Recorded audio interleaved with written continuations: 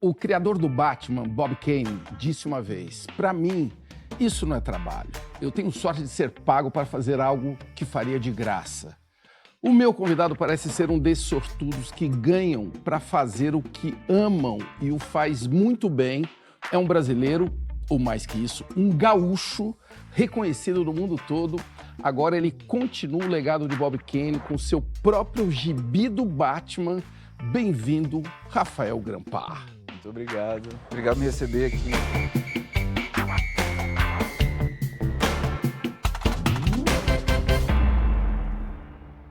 Cara, eu tô com a criança na mão, olha aqui, pessoal, e eu tenho que dizer para ele, olha, é difícil, olha ali, vocês estão vendo, ó, que tem uma textura diferente ó, na hora que eu mexo aqui, mas o visual do Batman que tá aqui, que é o meu personagem predileto desde criança, Então a gente vai ter bastante para conversar.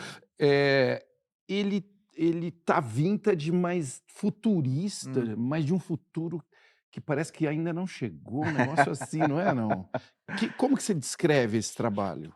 Eu tô nessa brincadeira de desenhar e redesenhar o design do Batman já faz um tempo. Sim, A primeira oportunidade que eu tive foi quando a DC me convidou para fazer uma estátua isso. do Batman. Eu tentei fazer um design um pouco mais utilitário, assim. É. Então, eu quis fazer tipo um cinto que onde tu percebesse que existiam elementos usáveis no cinto. Você reconhecia Hum. uma granada, uma lanterna. Você sabia que tinham objetos utilitários. Eu me incomodava sempre ver aquelas cápsulas lá e É, tipo, podia ter qualquer coisa. É engraçado, né? é. Isso é legal, de qualquer forma, mas Parece de brinquedo, né? parece de brinquedo. É, E sempre me incomodou um pouco essa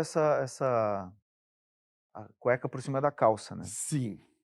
Porque Esse é um problema, né? era um problema, tipo, é um clássico, é É, legal, tem pessoas igual ao Super-Homem, igual o inclusive. Super-Homem, e o que eu fiz foi botar por baixo, na verdade. Botou a cueca para baixo da É, ele calça. ele o que ele veste uma roupa por cima Tá, de um spandex que fica embaixo dele, tá. entendeu.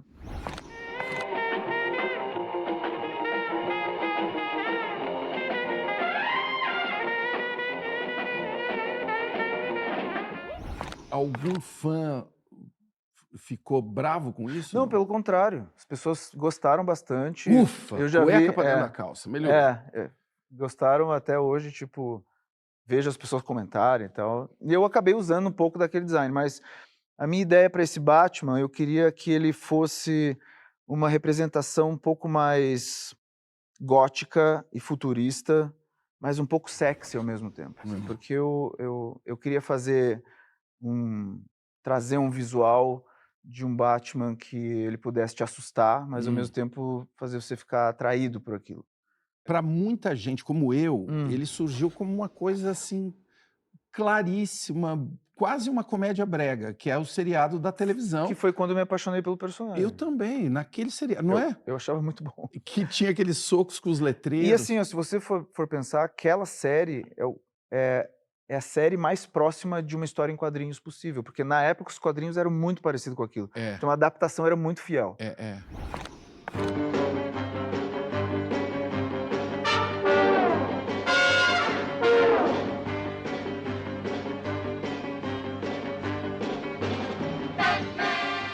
Fazer uma história do Batman, hoje em dia, o personagem vai fazer 85 anos, É. que tem uma base de fã mega exigente, que grandes artistas, talvez os maiores, já fizeram versões dele em inglês. Então, tipo, é um trabalho quase meio suicida esse pra mim, assim.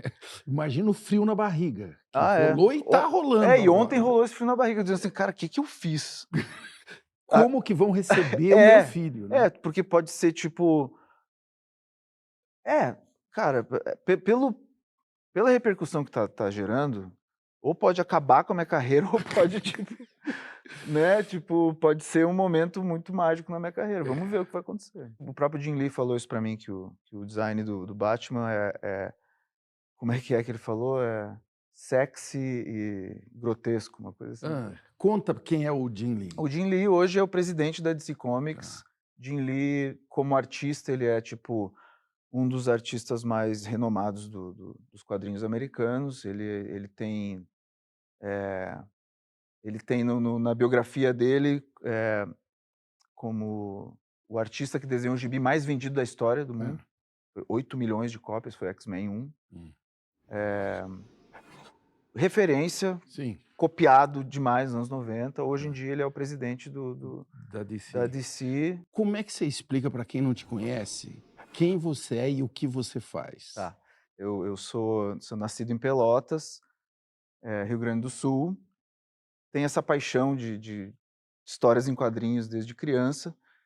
Na adolescência eu decidi que eu ia me chamar Rafael Grampar, porque eu comecei a trabalhar muito cedo com quadrinhos e com ilustração, e um escritor para qual eu trabalhei na época falou: você precisa de um outro nome, porque se eu chuto uma árvore, cai milhões de Rafael Dias aqui.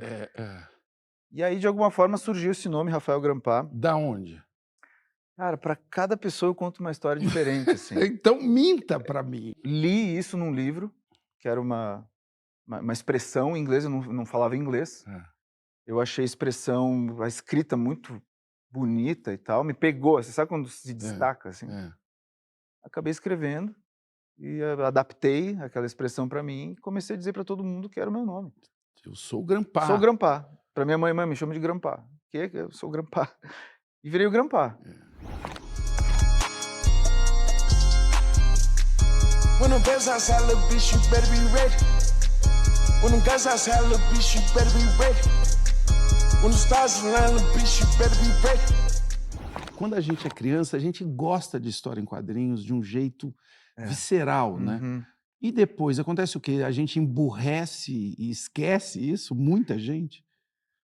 É uma boa pergunta, porque eu acho quadrinhos uma das coisas mais do caralho do mundo. Até hoje. Eu, quando vou viajar, eu sou igual quando eu era uma criança. Eu pego um quadrinho de estimação e taco na mochila. Eu sei que ele tá ali comigo, parece que é quase um amuleto. Né? Sim, sim. Como é que é um dia de trabalho de quem está construindo uma história em quadrinhos? É um dia normal, de muita disciplina. Como eu não trabalho no estúdio, trabalho em casa, eu preciso tá com hiperfoco, assim. Eu não tinha esse hiperfoco quando eu comecei a fazer quadrinhos. Eu não sabia direito que eu precisava ter essa habilidade do hiperfoco. Tem técnica, tem música, meditação. Tem meditação. Foi onde eu aprendi a não prestar atenção nos pensamentos. Aquela técnica de deixar os pensamentos passarem, não se engajar, não se distrair. E voltar sempre pro que você está fazendo. Pro presente. Exato.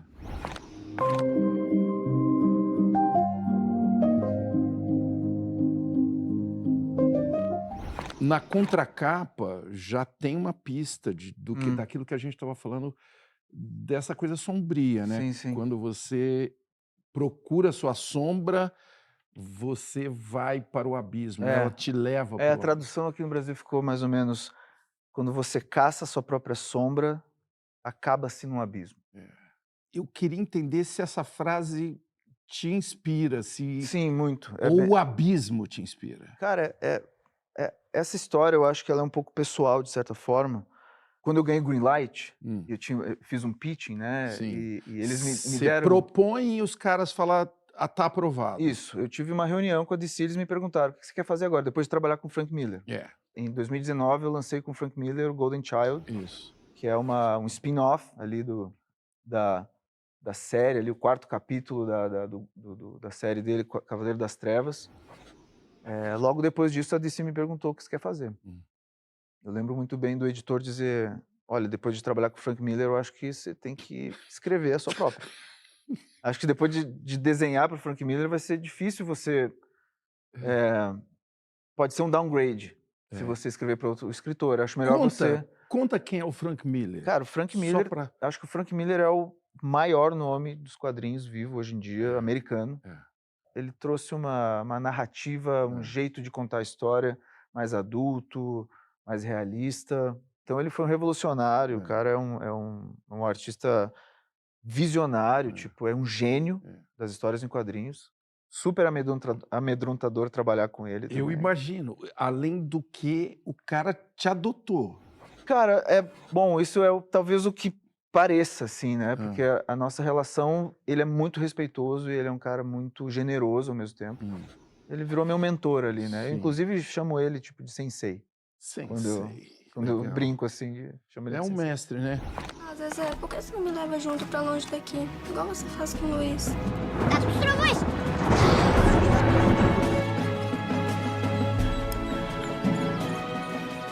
Esperança? É para você escrever essas historinhas lindas que você cria nessa sua cabecinha. Eu vou falar de outros ícones que acabaram convergindo para a sua pessoa. Keanu Reeves. Como que foi? O Keanu ia lançar a primeira história em quadrinhos dele, chamava Berserker. Na época nem era só com consoantes, era Berserker mesmo. E que ele gostava muito da Mesmo Delivery, que foi o meu primeiro quadrinho que eu fiz, meu debut, e que ele queria me convidar para fazer o projeto com ele. Na época eu estava fazendo o projeto com o Frank Miller já. Sim. Então eu disse, infelizmente eu não vou poder trabalhar, mas eu gostaria de participar. E propus, o que vocês acham de eu criar o personagem, criar as capas e tal. Ele topou.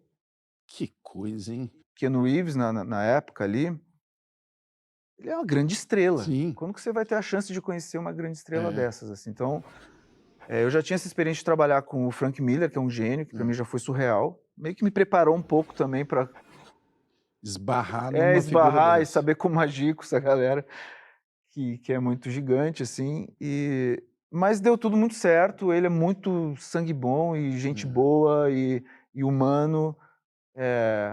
Sempre elogia muito, assim, tipo... te coloca em prioridade sempre na conversa. Ele é um cara extraordinário, assim mesmo.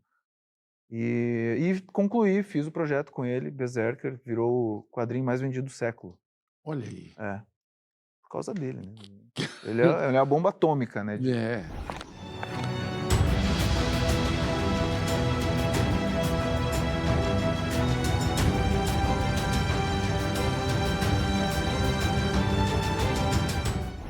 A sua primeira HQ, Mesmo Delivery, te trouxe alguns fãs importantes, né? O Robert Crumb, Milo Manara, Keanu Reeves, que a gente já falou. Você esperava? Olha, eu não diria que o Robert Crumb nem o Milo Manara são meus fãs. Eu conheci eles através da Mesmo Delivery. Eu posso estar exagerando, mas eles chegaram em você assim. O que aconteceu com o Crumb foi que eu pedi para entregar um livro para o Crumb. Então eu estava indo embora e a pessoa que estava cuidando do Crumb disse, ei, você pode voltar? O Crumb queria te conhecer. Então eu entro no hotel ali em Paraty e tá o Crumb me esperando com o Gilbert Shelton, as esposas dele e tal. E ele tava com a Mesmo Delivery na mão. E aquela imagem pra mim foi tipo, mano, o que tá acontecendo, velho? Então, assim, a gente conversou bastante, ele é sempre muito legal. É um cara muito esquisito. Cara, ele é um gentleman, na verdade. Ele é muito educado. Ele finge que ele é esquisito? Talvez. Porque ele é muito gentleman, assim. Foi super generoso, ele é o Crumb e foi perguntando, pô, que material você usa, de onde veio essa ideia? Jamais diria que ele é meu fã, mas eu tive a oportunidade de conhecer ele através da Mesmo Delivery. E o Manara, a mesma coisa, conheci ele no Rio de Janeiro. Eu tenho uma foto com o Manara, eu nem sei dizer se ele já leu mesmo. O Manara é um outro assim, mito. Um mito. Esse assim, é um mito. Esse é mito de verdade. E é um cara que sabe olhar, né, para o corpo da mulher. Sim, incrível, é incrível. E que desenha de um jeito que você bate o olho e você fala, é Manara, né? Sim, aquilo ali é muito difícil de fazer. Por quê? Ele fala, o Milo Manara, quando você vai desenhar uma mulher, pare tudo e desenhe uma mulher. Ele te deu alguma dica? Não me deu dica nenhuma. E a gente tomou uma caipirinha junto. A gente tomou uma caipirinha junto no ensaio da Mangueira.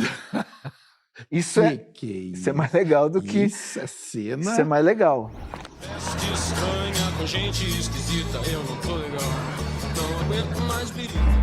Tem gente querendo falar com você. Felipe Costa, Rafael, você treina para desenhar?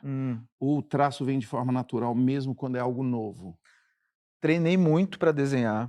Esse era um dos grandes conflitos que eu tinha, inclusive, porque como eu tive que desenhar desde muito cedo, eu venho de uma família que não tem grana, desde os 14 anos que eu trabalho, assim. E nessa época eu treinava muito. Então, assim, anatomia, era perspectiva, mangá Sei. e tudo. CDF mesmo. Muito. Estudava. Muito. Eu virava as noites treinando em casa e tal. A primeira mesa que eu tive foi uma mesa de vidro quebrada da minha vizinha. É. A mesa de vidro, assim, que a gente colocou um adesivo aqui para não me cortar Sim. e fizemos pés ali e virou uma mesa de desenho Sei. durante um tempo, uma luz embaixo. Treinava demais. Esse acabou virando um problema para mim depois, porque eu não conseguia achar um estilo. Mas que idade que você tinha? Ali, esse momento que começou essa busca, eu já tinha uns 19. É muito cedo, né? Eu preciso ter um estilo. Como que eu ainda não tenho um estilo? Mas né? eu acho que em desenho é assim, Que sabe? legal, essa inquietude. Não, eu tô brincando, mas é muito legal, né? Parece ontem, na verdade. Inclusive, tem uns desenhos dessa época do Batman que eu acabei revisitando e usei algumas ideias.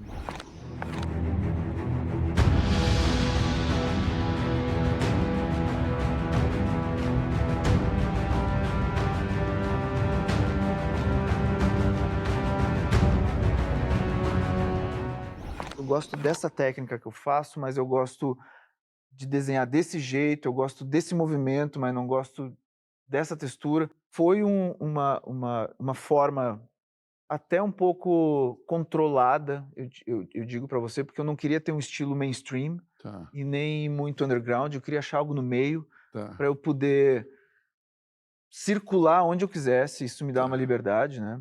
Inclusive, no começo, quando eu estava lançando o meu primeiro quadrinho, eu ouvi de editores da DC que eu jamais ia trabalhar para o mercado americano com aquele estilo. Que era o estilo que eu desenhei mesmo no Delivery. Aí eu, em vez de ficar triste, eu disse, esse cara não sabe nada. Que legal, né? E aí, hoje em dia, ele não está mais lá. Ele não tá mais lá, que pena, né? Mas ele vai poder comprar. Né? Vai poder comprar. Ele vai poder comprar.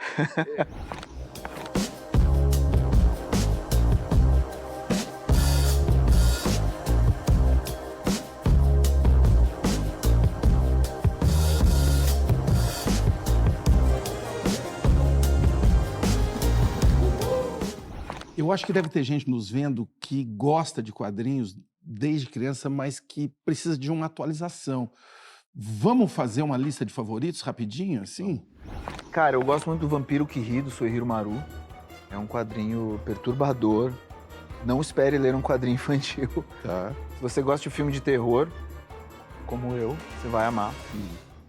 Mariko Tamaki, da Rosemary Marie O'Connell. Cara, é sobre uma menina que é apaixonada por uma outra e essa outra vive terminando com ela e dando ghost nela. E a narrativa, as páginas, o desenho é incrível, é muito bom, eu recomendo bastante. Vamos para um clássico aí, Crumb, qualquer coisa do Crumb. Jazz, incrível, quem gosta de música, inclusive. Quadrinhos é literatura? Não. Quadrinhos é quadrinhos. É quadrinhos.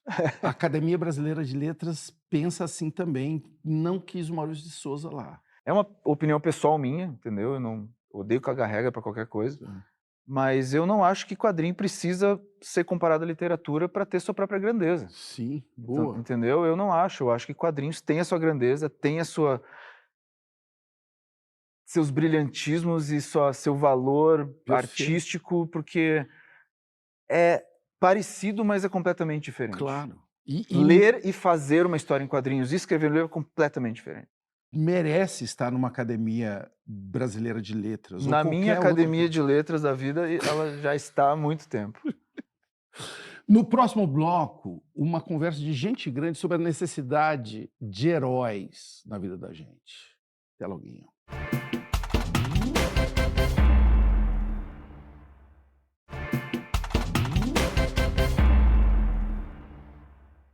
Quando alguém está se fazendo de besta, fingindo que não entende o óbvio, vem uma frase. Você entendeu ou quer que eu desenhe?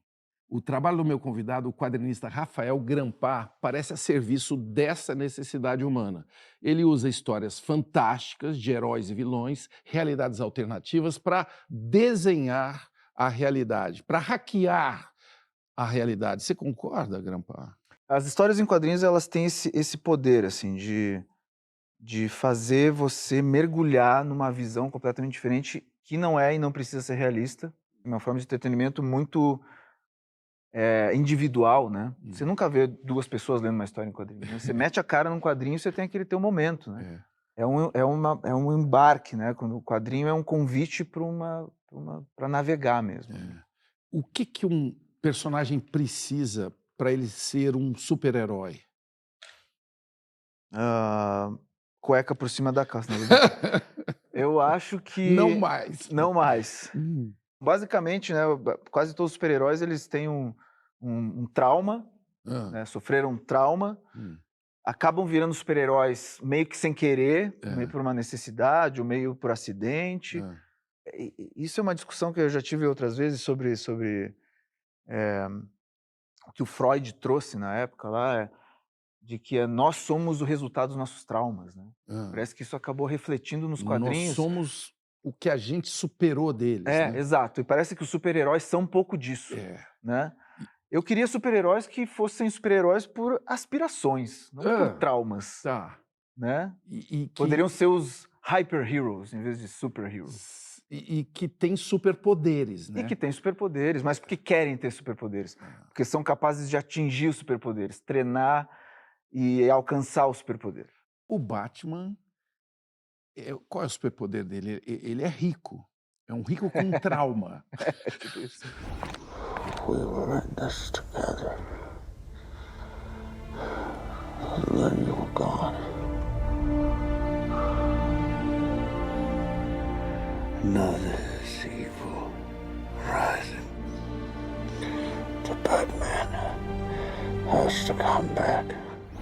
O superpoder dele pode estar no sistema de crenças dele. O que ele acredita, o que ele é. O que ele acredita, o que ele... Aí que está a força dele. Quando eu comecei a escrever esse projeto do Batman, eu fui pesquisar e fui nas páginas de origem dele. 1940, Bob Kane e o Bill Finger, eles lançam uma história em quadrinhos que chama Who He Is and How He Came to Be, que é quem ele é e como veio a ser. E num dos quadros que sempre me chamou a atenção é o Bruce Wayne rezando, ajoelhado, uma vela atrás, rezando, logo depois que os pais foram mortos, rezando, prometendo e dizendo: e eu prometo pelo espírito dos meus pais que eu vou lutar contra todo o mal.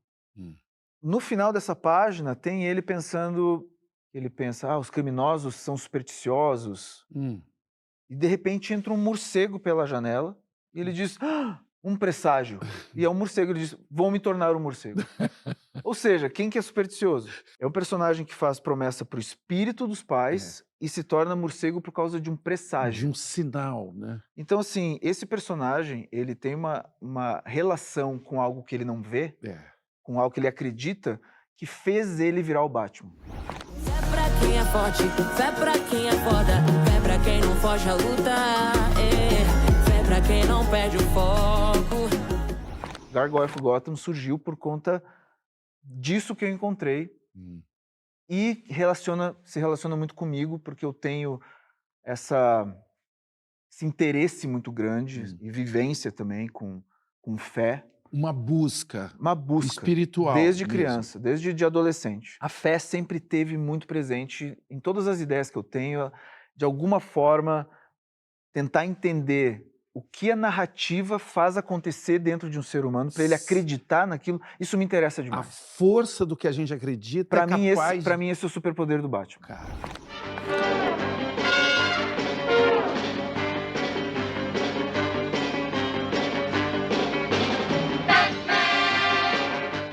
É o que nos faz a gente criar uma sociedade, é o que nos faz acreditar numa nação, porque não existe nação.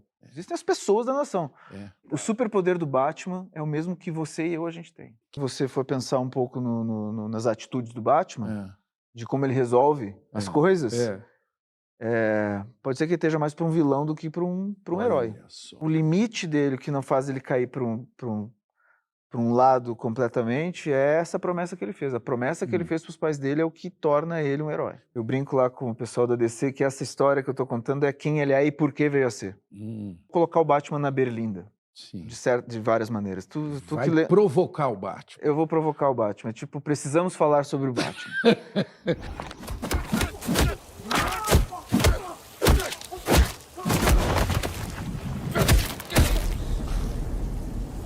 I'm vengeance.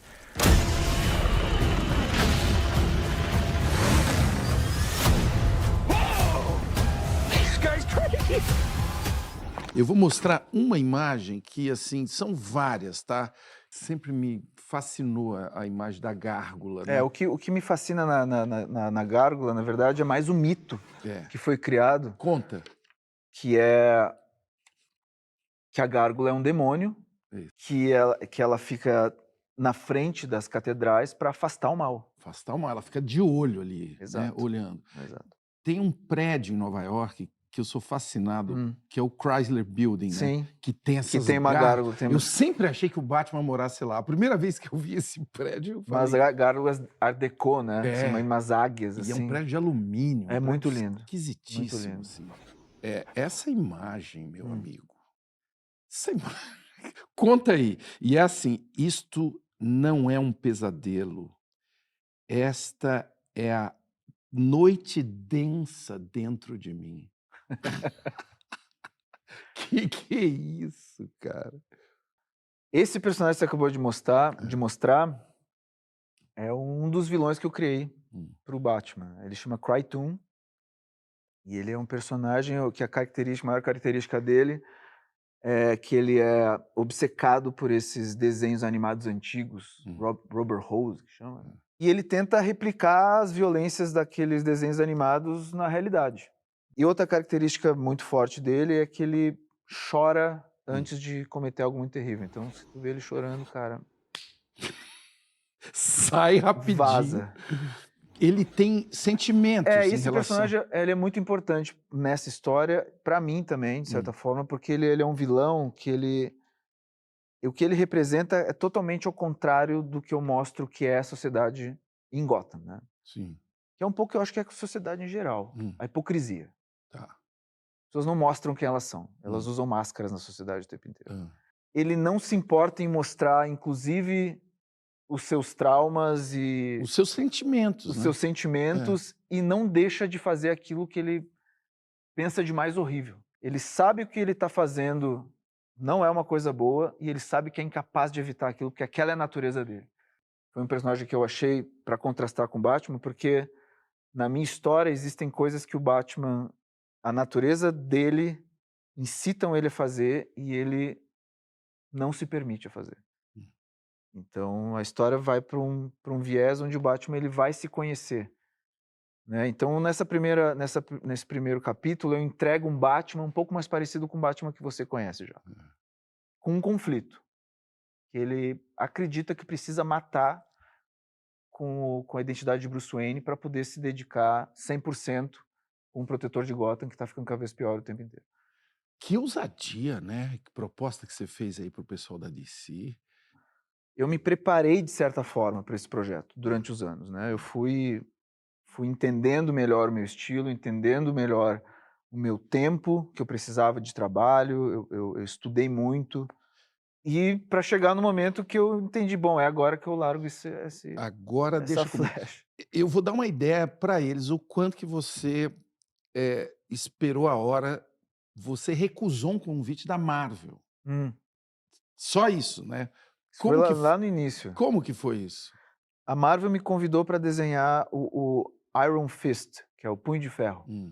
Só que eu não queria ser um desenhista e desenhar para um outro escritor, porque eu queria continuar com essa minha busca de me aprimorar a ser um autor e tentar achar minha própria voz. Como é que você segura essa vontade de não falar sim para Marvel? Foram dias de muitos conflitos, porque você fica pensando, bom, vou perder uma grande oportunidade aqui, talvez nunca mais vão me chamar para fazer nada. Você pensa isso, né? Eu já tinha tomado uma decisão que foi crítica na época, não crítica, mas foi arriscada na época, que foi largar o emprego que eu tinha como diretor de animação e ganhava super bem. Largar esse emprego para virar um artista independente, fazer quadrinho independente. E na época houve bastante pessoas na minha volta que disseram: mano, para que você vai fazer isso, cara? Para viver uma vida de publicar independente, quadrinho independente, você nem sabe se vai ganhar dinheiro com isso. Quem que vai querer ler teus quadrinhos? Ninguém te conhece, então você precisa ter muita segurança. Você precisa olhar para dentro de você e pensar, cara, essa é a experiência de vida que eu quero ter. Se eu não tiver, não vai ser a minha própria vida, né? A gente sabe o que tem que fazer. A gente sabe que tem que sacrificar certas coisas, a gente sabe o nosso chamado, quando a gente não toma atitude para seguir o chamado, a gente tá só perdendo tempo. Porque em algum momento vai estourar, virar uma panela de pressão, que você vai acabar fazendo isso da melhor ou pior maneira, e se não fizer, você vai ser uma pessoa frustrada. Muitos heróis têm histórias da época da escola. Os corpos deles se mexeram antes que pudessem pensar. Por algum motivo, eu me lembrei das palavras da minha mãe. O que eu queria que tivesse me dito era... Você pode se tornar um herói. E é bom falar que nós estamos dizendo aí de uma indústria, 15,3 bilhões em 2022, podendo chegar a 22,4 bilhões em 2030, cara. Eu acho que assim, ó, todo artista precisa entender o seu lugar na indústria. E era o que eu não entendia quando eu comecei. Quando você começa, você começa muito por uma paixão, porque querer fazer parte de uma cena, querer contar suas histórias e tal. No momento que você começa a entender o que é uma propriedade intelectual e por que propriedades intelectuais geram dinheiro, você começa a planejar melhor a sua carreira para tentar se colocar num lugar que te beneficie melhor. Para você ter o direito Para você autoral ter os daquilo. direitos autorais disso e como chegar numa fanbase grande, no momento que você tiver os teus direitos autorais, os teus personagens, você consiga trabalhar e fazer aquilo funcionar também. E virar um autor. Tem pergunta aqui. Fabiano Alves, Grampar, que quadrinhos brasileiros você tem lido? Tem algum artista em particular que tu admire? Eu li bastante quadrinho brasileiro nos últimos tempos, histórias curtas, na verdade, porque ao mesmo tempo que eu estou trabalhando com Batman, desde 2007 eu tenho um projeto com a editora Fantagraphics. Talvez a maior editora de quadrinhos autorais, mais conhecida talvez, né, no mundo, mas ela é uma editora americana. A gente conseguiu que a Fantagraphics aprovasse um projeto que chama Braba, que é uma antologia de quadrinhos brasileiros. E tem 16 autores brasileiros ali. Que legal. 13 histórias. A grande maioria deles, talvez 99% dos autores, nunca publicou nos Estados Unidos. E essa é uma galera que você já estava de olho, então. Sim, alguns deles... Como é que alguém atrai a sua atenção? É isso que eu quero te perguntar. Nossa, que pergunta difícil. Eu acho que o que me atrai é um viés. Um artista com uma busca por um viés único. Original. Uma certa originalidade que talvez eu não tenha encontrado, ou talvez faça referência a coisas... Dele, né? É dele, uma mistura diferente, algo assim.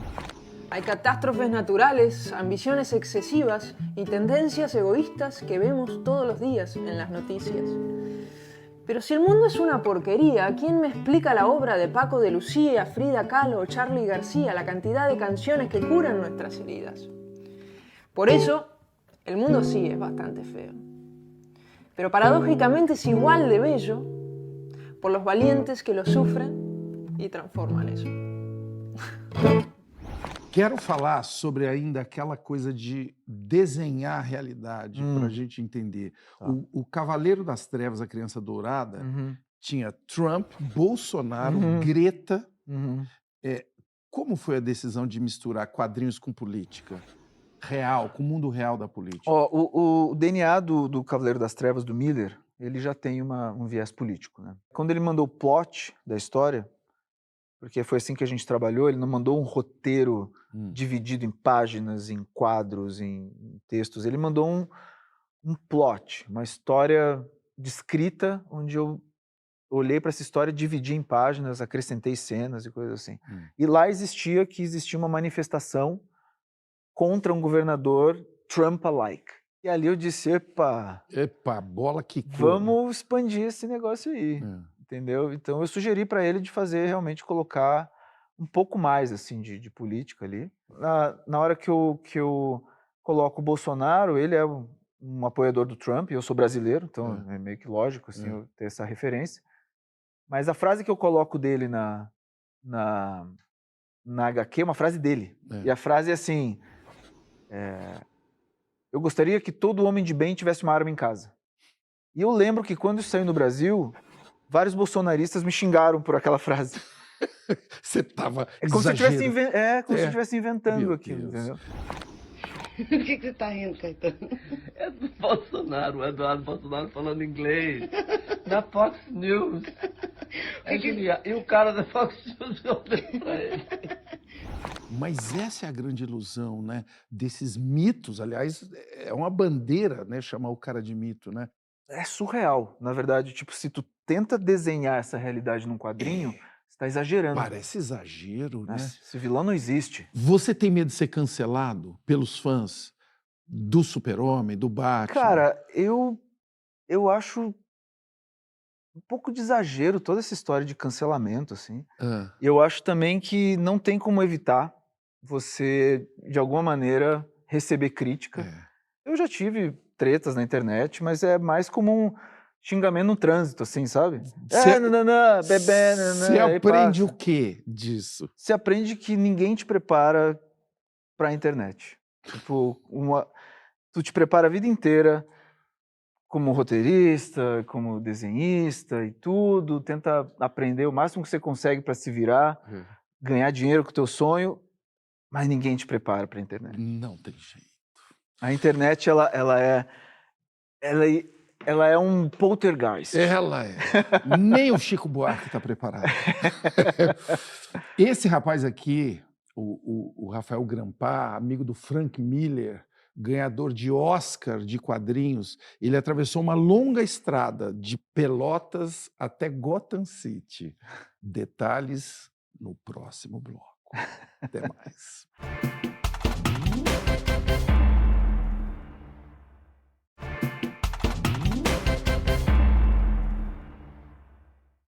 Um poeta gaúcho diz assim: lá na minha terra, quando o luar banha o potreiro, passa cantando o tropeiro, lá bem distante na serra, nunca foste a minha terra?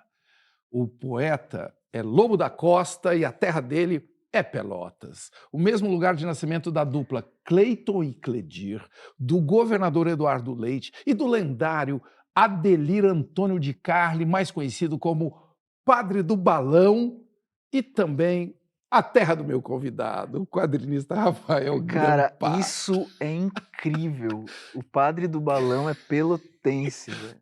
Quanta diversidade que tem nessa terra. Que cidade é essa, Pelotas? Eu tive uma infância muito mágica, tipo em Pelotas. A gente morava num lugar que chamava Quabiduque, espero que exista ainda. A referência que eu tenho de Pelotas é um momento muito feliz da minha vida, assim, com a minha mãe, com meu irmão, e com essas minhas descobertas, assim, com desenho. Eu me lembro de um desenho que eu fiz de minha família na praia e lembro também desse desenho do Batman. Então eu prefiro selecionar o Batman como primeiro aqui, como prioridade nesse momento. Mas não foi esse que a sua mãe falou? Foi. É um burrinho. Foi. O Batman. Foi, essa história clássica, eu sempre conto, assim. Eu mostrei pra ela um desenho do Batman e ela olhou, ai, que bonitinho burrinho. Eu fiquei muito irritado e disse, não é o burrinho, é o Batman. Tava olhando as orelhas de finco. E aí virou uma piada dentro de casa as orelhas de finco. Que idade que você tinha? Eu tinha 3 anos de idade. 3, esse é o detalhe. Fiquei irritado. Você não tá vendo que eu estou E aqui? eu acho que ali já tinha um pouco dessa minha personalidade, assim, tipo... eu tenho um pouco disso, quando duvidam de mim, assim, acaba virando uma obsessão, assim. As a child, I saw the Knight from Gotham. He was the first character I remember drawing and dreamed of meeting him. He became a lifelong obsession and a dream that came true. I was asked to give Batman my own interpretation. A minha mãe, ela outro dia ela foi falar pra mim que, tipo, ela desconfiava que eu poderia ter um certo grau de autismo quando eu era criança, porque eu me fechava no meu mundo. Sumiu o mundo à minha volta, então eu lembro muito bem desses momentos, assim, em Pelotas, onde parecia que eu vivia num mundo à parte e de brincadeiras e criações, muito divertido, e voltava para essa outra realidade com a minha mãe e meu irmão, que também era muito bom. Sim. Meu pai também. E o seu pai parece que se viajava muito. Seu pai era caminhoneiro, não é isso? Meu pai era gerente de uma transportadora de médio porte, assim. E a gente morava na casa da transportadora, a gente brincava nos caminhões e tal. Então, Sei. eu lembro muito bem que existia um restaurante, uma churrascaria chamada Lobão, que tinha um lobo desenhado, assim, e que eu ia lá só para desenhar o tal do lobo. Eu tenho essas lembranças de Pelotas. E um dia o seu pai foi e não voltou. Que foi? Ele foi até ali a esquina e ficou dando tchau de lá, assim, mais ou menos. Ele separou da minha mãe e, basicamente, a gente foi criado pela minha mãe. Quem é ela? Oneide. A Oneide. A Oneide é a grande estrela disso tudo. Sim. E grande mulher, amada pessoa, tipo, todo mundo que conhece a Oneide ama ela. É muito talentosa e tem muitas habilidades também. Tudo que ela se propõe a fazer, ela faz bem.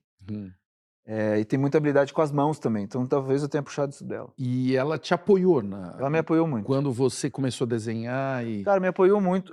Eu acho que para os pais é um pouco difícil de entender, porque eu, quando era adolescente e criança, eu já tinha muito certo o que eu queria fazer. Eu falo uma coisa, eu digo assim, que desde criança, quando me perguntam, eu me lembro, inclusive, perguntava para mim, o que você quer ser? E eu respondia, eu quero ser um desenhista. Minha mãe disse que eu dizia, eu quero ser um desenhista famoso. Isso é o que ela diz. E quem inspirava os seus desenhos, além do lobo da... Cara, na época, óbvio, Maurício Souza, Disney, Frank Miller. Posso citar esses três aí na época ali. Mas eu gostava muito desses desenhos de loja, assim, tudo que era gimmick de loja, propaganda da Sharp. Você lembra da propaganda da Sharp? Agora você pode ter o televisor, o videocassete e o forno micro-ondas que você sempre quis. Consórcio Nacional Sharp. É só ligar. É uma história de que eu tinha uns 4 anos de idade e tinha uma festa infantil acontecendo na casa de uma amiga da minha mãe, e tinha uma piscina de plástico e tinha um moleque com uma tanga do Batman. E eu fiquei incomodando a minha mãe que eu queria desenhar o Batman da tanga do moleque. Até o ponto de ela chegar na mãe do moleque e dizer, olha só, meu filho tá aqui com... Ele desenha, e ele quer desenhar, e o moleque não queria tirar a tanga, né? Tanto que eu consegui que ele tirasse a tanga, eu desenhei o Batman no papel e tal. Uma coisa com desenho que é a seguinte, se tu gosta de um personagem, pra quem desenha isso, se tu gosta de um personagem, ele não é teu completo se tu não desenha ele. Então, se você vê algo, você diz, eu preciso desenhar pra ele... Passar pra minha... algo... Minha posse mesmo, eu me apoderar dele. É, algo assim, sabe? Pra ele fazer parte do meu universo. Eu crio personagens desde muito cedo. Eu já tive o Juninho, que era uma cópia do Cebolinha. Eu já tive o Arquimedes, que era uma mosca filósofa.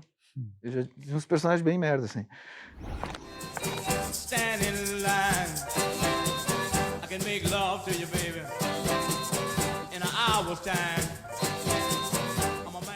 Nessa obra agora, que está sendo lançada agora em setembro, globalmente, tem alguns traços desses desenhos antigos que você recupera de personagens? Sim, o Crytoon, esse personagem, ele é...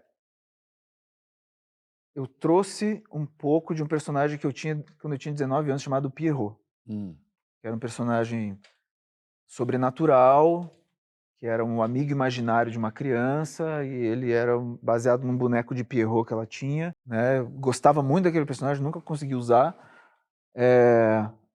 Quando chegou a hora de buscar inspirações e tal, eu busquei na minha caixa de ideias lá e encontrei o Pierrot.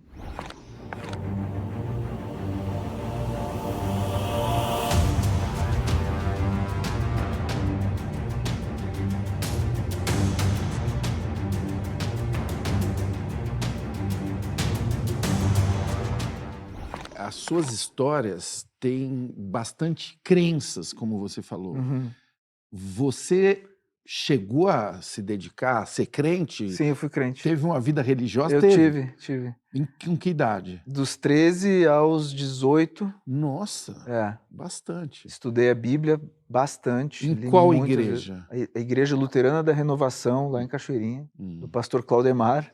E o seu mergulho foi legal, assim? Foi muito legal, foi muito legal. Com uma decepção no final. Porque no momento que você vai entender o que é o cristianismo, o que é as narrativas, enfim... A prática. No momento que você entende que o que Jesus falou não é praticado, você começa a ficar um pouco frustrado. Assim. Tanto que na época eu decidi sair, me afastar um pouco da igreja para fazer por mim mesmo, para evangelizar por mim mesmo. Então, eu e meus amigos, a gente criava uns folhetos para distribuir na Oswaldo Aranha, na saída dos shows. Sim. Tinha muita briga lá de skatista com metaleiro. Então a gente... Porque era o nosso universo. Eu era meio grunge na época. Né? Tô falando de 93, né? 90. Claro. Eu fiz os folhetos e aí era um skatista apertando a mão do metaleiro e no final dizia assim, respeito é uma coisa que a gente precisa considerar. Um cara que falou muito sobre isso foi Jesus, e Jesus é a fuder. Olha, Jesus é a fuder. É uma mensagem. Jesus é a fuder. É hora de morfar, gurizada. Não, e o seguinte, ô pai, vamos tomar um chimas. E aí, cupicha, vai subir a serra, né? O Armandinho é a fuder. E meu, partiu um futebolzinho na orla? Ô feio, eu quero saber se tem terra pro Tite. Que ia fuder. Bom, pra cima, Grêmio. Vamos comprar incenso na Sirius. Hoje eu vou conhecer novo Pontal, né? Nós somos os porto-alegrenses médios. Porque a fuder é uma gíria lá do sul, que é tipo... muito legal.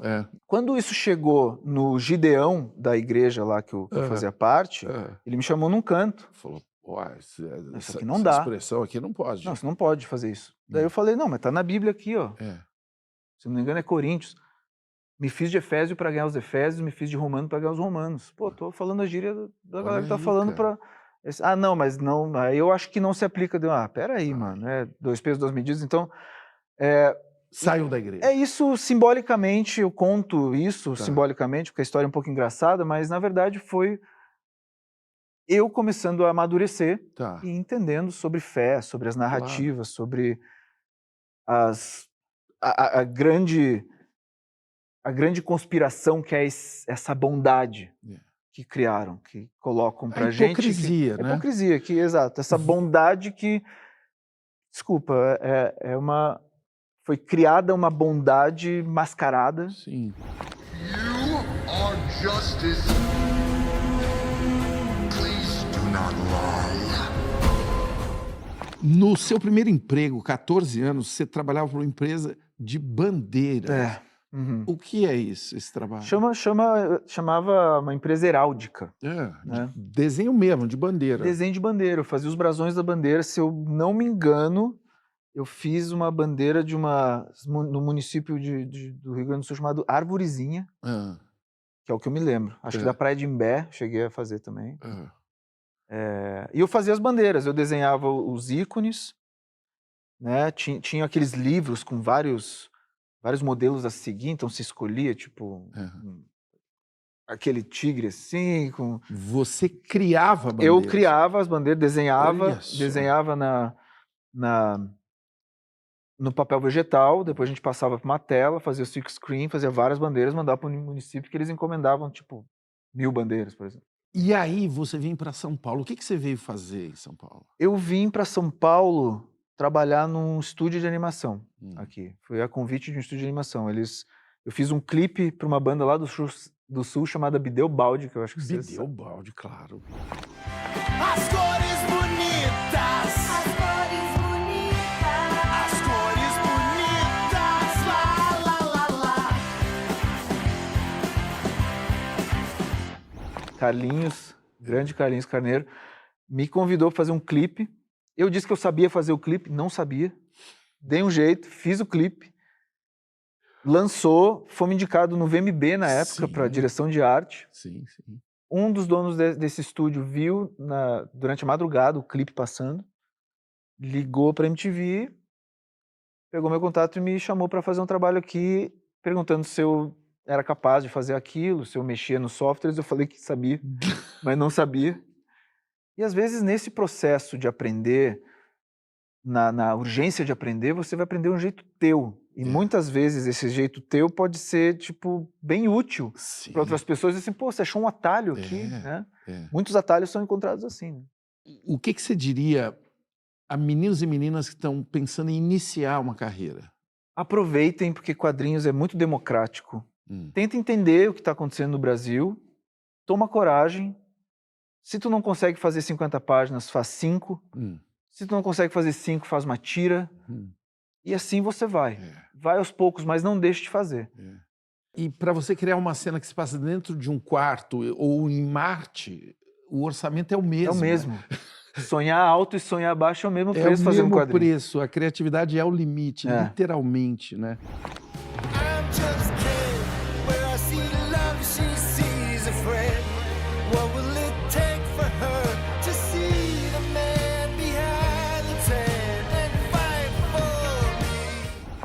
Você aprendeu o que sobre a sua masculinidade com os quadrinhos?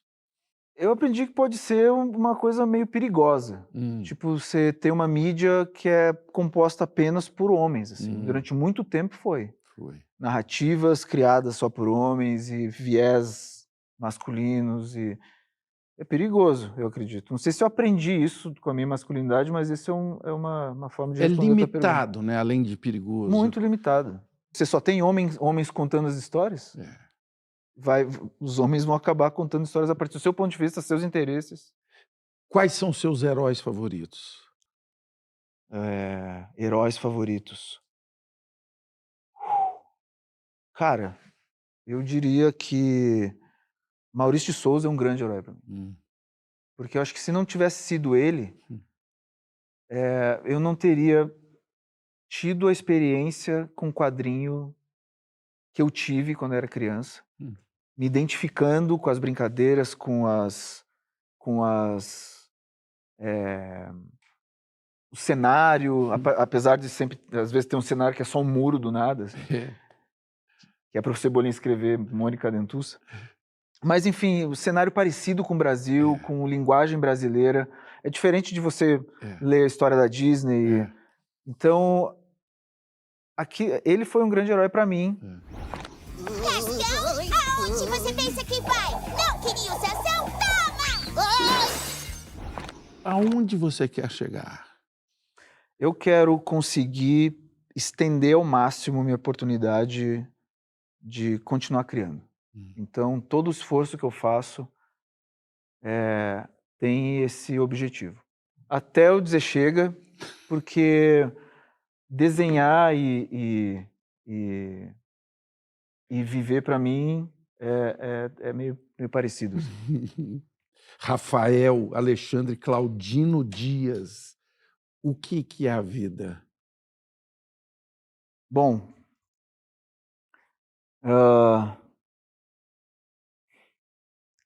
cara, às vezes eu falo que desenho é o rastro do movimento, né? A vida, eu acho que é meio parecida, né? A vida é aquilo que você vive e deixa como referência para os outros, de exemplo para os outros. Então, eu acho que a vida é o rastro do movimento também. Tá deixando um rastro bom aí. Espero que as pessoas me deem a oportunidade de continuar fazendo isso. Você quer mandar um recado ali pro Frank Miller? Pode estar vendo a gente. Frank Miller. Frank. Por favor, se você não gostar, finja que não leu. Valeu pela visita. Valeu, Tassi.